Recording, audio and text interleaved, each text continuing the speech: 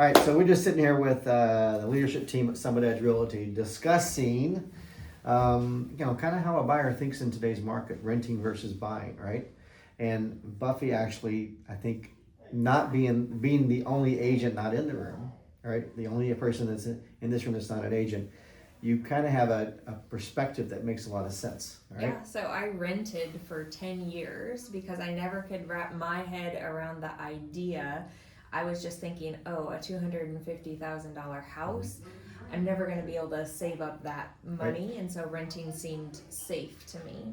And what I wasn't realizing was that you actually get that, as simple as it sounds, or as stupid as I feel now not understanding that, was the fact that that money that you pay in rent, you actually get back. So Yeah. it's kind of like a giant piggy bank, but I don't know why my head didn't connect that when I was a renter. And when you actually looked at the numbers, it was almost identical, Yeah. right? The money you paid was the money you got back. Yeah, so using real numbers here today, right? Average rent around here, I don't rent. $1,500. Okay, Yep. so $1,500 a month, and at the end of the year, that's around 18,000. I think. $18,000 a year, yeah.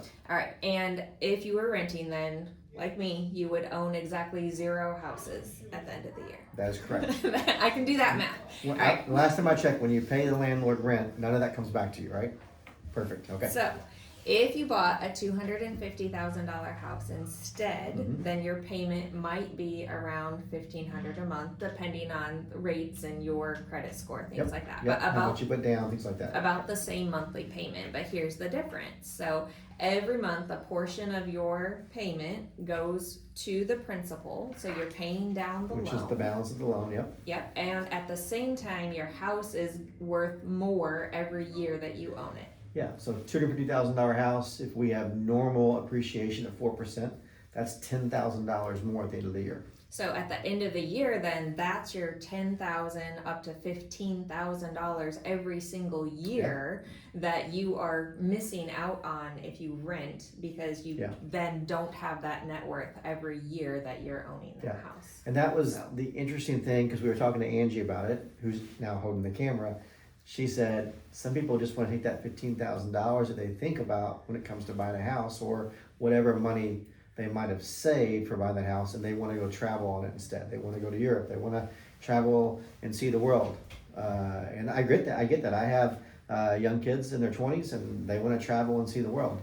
The challenge is, at the end of the year, they have less money to travel and see the world.